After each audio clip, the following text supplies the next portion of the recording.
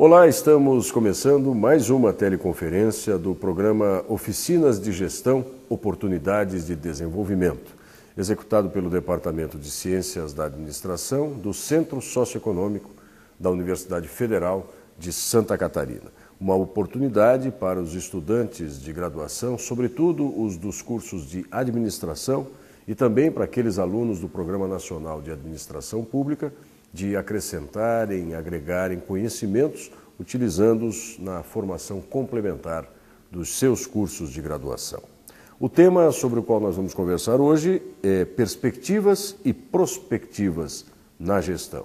Para isso, está aqui ao meu lado o professor Costa Dantas, ele que é coordenador da graduação em Recursos Humanos e também do CETES, Cursos de Especialização Tecnológica, do ISMAI, o Instituto Superior da Maia, que fica na região do Entre Douro e Minho, no norte do Portugal, e nos recebe aqui para esta conversa sobre perspectivas e prospectivas na gestão. Professor Costa Dantas, é um prazer estar aqui, ser recebido, ser acolhido pelo senhor e obrigado pela sua disponibilidade em nos receber. É todo prazer é nosso. E é com um prazer enorme que eu vos vejo passar o Atlântico para vir aqui até Portugal, ao norte de Portugal, e contar-vos um pouco da nossa história e, de certa maneira, tentar ser como Cabral e fazer uma viagem nos tempos da sociedade de conhecimento. Deixem-me dizer-vos que esta casa nasceu de uma visão prospectiva e de uma enorme perspectiva de uma dúzia e meia de pessoas que há 20 anos sonharam. Não existia o ISMAI. Havia uma universidade do Estado muito institucionalizada no Porto, que era a Universidade do Porto, enorme. Havia no Minho, mas alguns professores, alguns autarcas sonharam, pensaram e tiveram uma visão de criar, nesta região que sempre foi tradicionalmente uma região agrícola muito importante, desde o século XVIII, XIX, tinha já um setor industrial bastante desenvolvido, mas com um certo conceito de independência que o Norte tem e de autonomia que o Norte tem, meteram pés a caminho e resolveram fundar o ISMAI.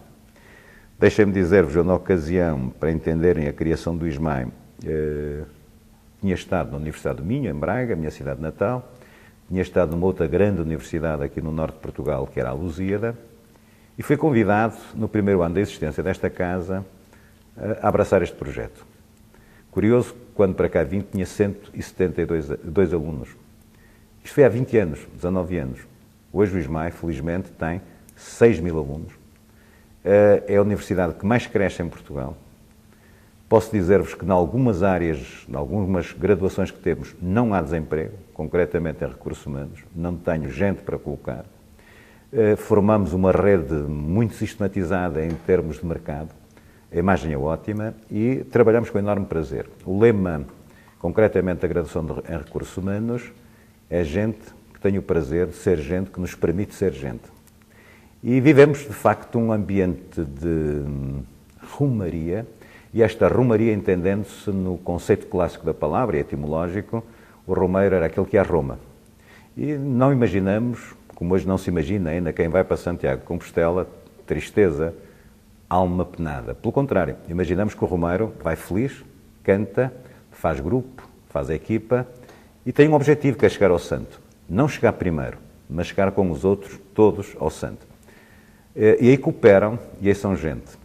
Não sei se sabem, e penso que é muito o lema do curso, mas os romeiros de Santiago tinham 3 pressupostos mentais, que era serem colegas, e o colega vem do latim. E os espanhóis dizem hoje, llega quando llega, o colega é aquele que chega conjuntamente ao santo, porque ao longo do percurso partilhavam o mesmo pão, transformavam-se em companheiros, como pão é aquele que come o mesmo pão, e porque ao longo da distância era muita, havia uns albergues, umas casas, que tinham umas camaratas, uns espaços grandes, onde tinham escatras, umas camas e uma água para lavar os pés e tratar das feridas, e transformavam-se também em camaradas, aquele que usa o mesmo espaço. Este é o lema muito cada casa do curso, porque se conseguirmos ser colegas, companheiros e camaradas, as romarias e os romeiros, de certeza, que chegam a bom porto. E penso que é este o nosso lema. E aí, falando nas perspectivas e prospectivas, eu sou um otimista. Sou otimista por uma razão, ou três, uma ou duas, três razões muito simples. Uma, tenho uma filha, uma neta, 2 filhos fantasticamente interessantes e bonitos. 2, porque os meus alunos são fantásticos.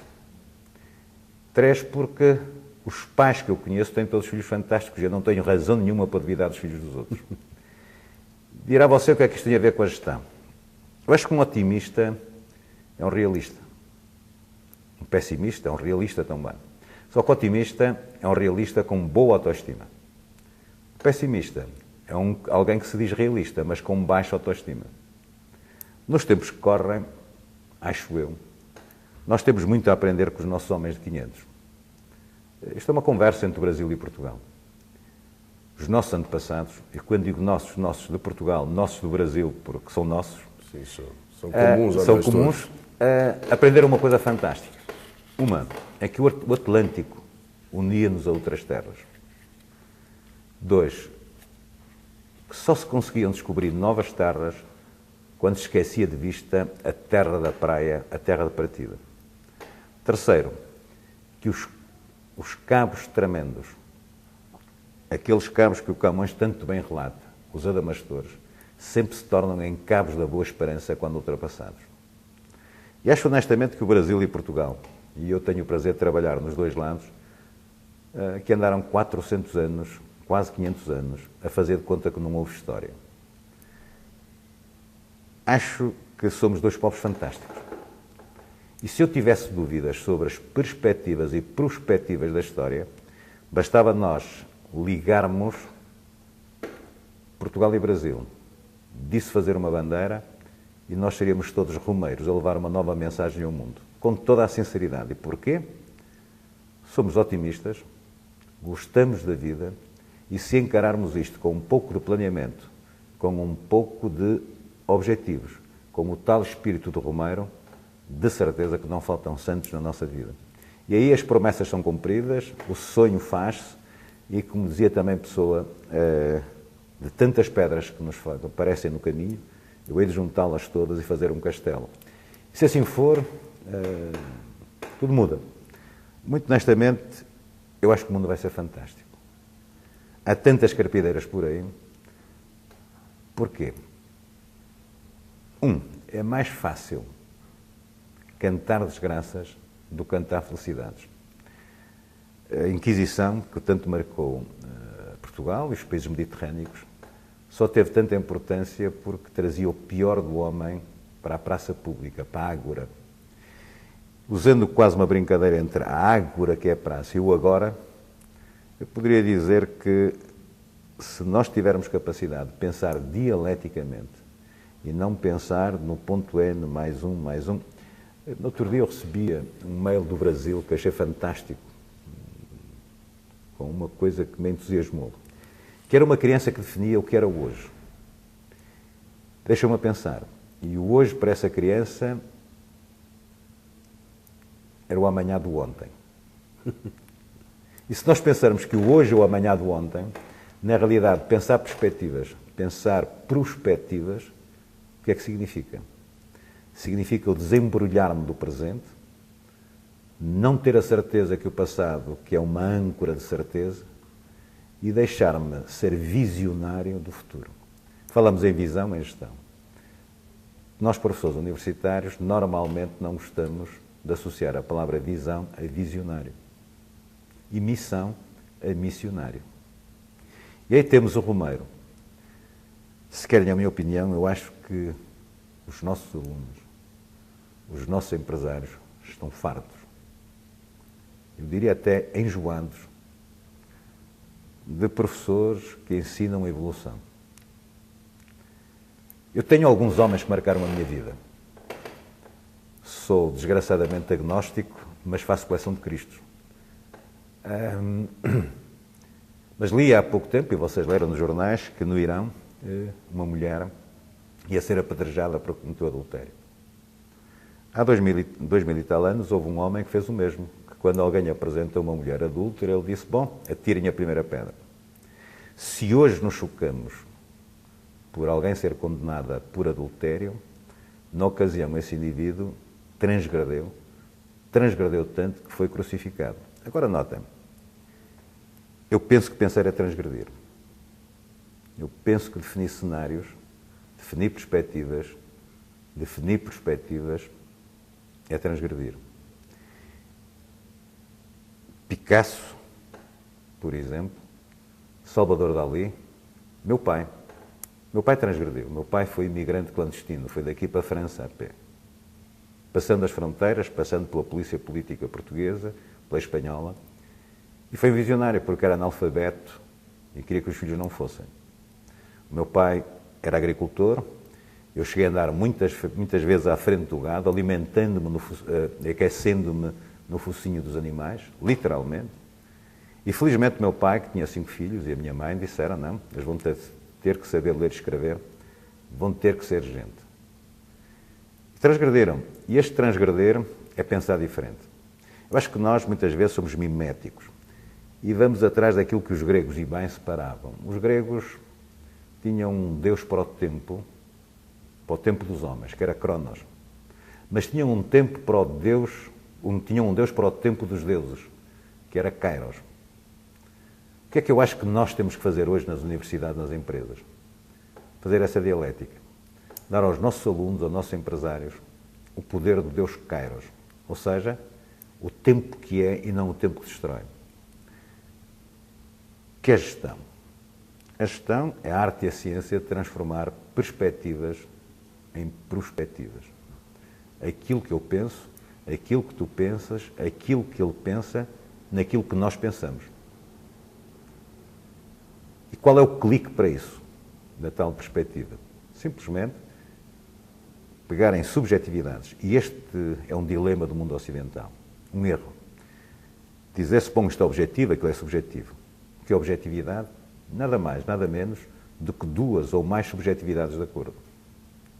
E andamos a enganar. A objetividade são subjetividades de acordo. Eu estou mesmo convencido que esta época de crise vai parir um novo homem. E vai parir uma nova empresa. É uma coisa que eu sei. A minha neta tem 3 anos. Não vai querer escolas, universidades e empresas e cidades e ruas como as que temos hoje. Estou mesmo convencido que ela que vai saber que não faz sentido nenhum continuarmos a pensar que o homem vai ter uma época do seu instrumento. Foi a idade da pedra, do ferro, do bronze, disto e daquilo.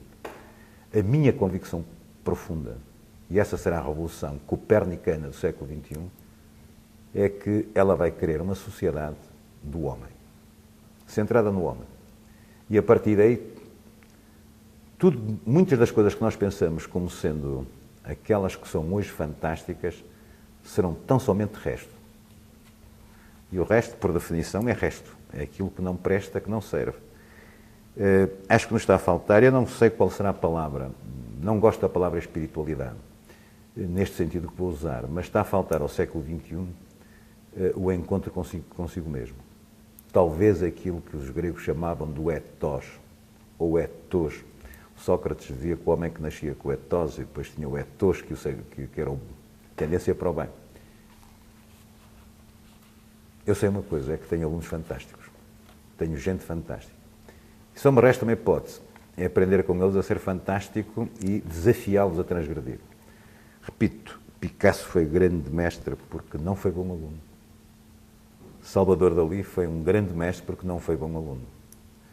Se alguém transgredeu tanto como uma Teresa de Calcutá, como um Cristo, de certa maneira com a forma de ser Papa de João Paulo II, o homem que veio da Polónia, com tanta gente boa a transgredir e nós a pensar que eles tinham sido bons, no sentido de ser seguidores.